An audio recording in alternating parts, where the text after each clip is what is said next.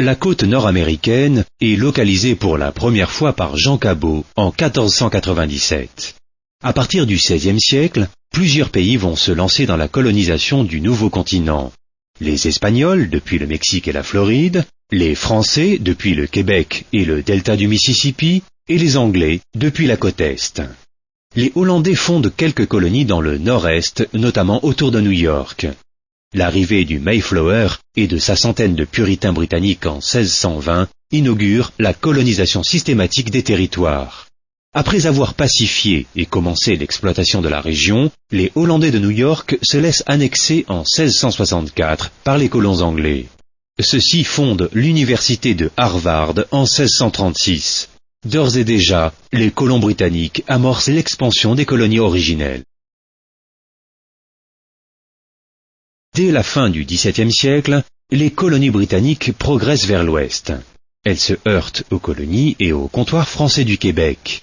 La création par la Grande-Bretagne de la Compagnie de la baie d'Hudson en 1670, dans le but d'exploiter les territoires français du Québec, marque le début du conflit.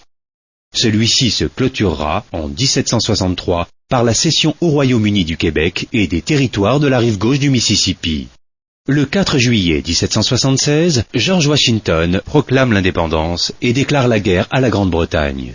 Celle-ci se termine par la reconnaissance en 1783 de l'indépendance des 13 colonies, appelées désormais les États-Unis d'Amérique. L'extraordinaire mouvement de colonisation vers l'ouest va imprimer l'imaginaire américain. C'est le fameux esprit pionnier. L'achat de la Louisiane à la France en 1803 permet d'accroître les perspectives de développement. À partir de 1820, les États-Unis axent leur expansion dans deux directions. Le nord-ouest, ce qui les met en conflit avec la Grande-Bretagne, et le sud-ouest, rendant probable un conflit avec l'Espagne. En 1819, les États-Unis achètent la Floride. Parallèlement, William Becknell ouvre la route vers Santa Fe, permettant ainsi aux pionniers d'atteindre le sud des montagnes rocheuses. La région centrale des montagnes rocheuses, la zone du Grand Bassin et de la Snake River sont peu à peu occupées. Une route vers la Californie est ouverte. Les tribus indiennes sont chassées et parfois exterminées. Entre 1835 et 1850, la colonisation de l'Amérique du Nord reprend un nouvel essor. En 1835, la piste de l'Oregon est déjà un des grands axes de communication.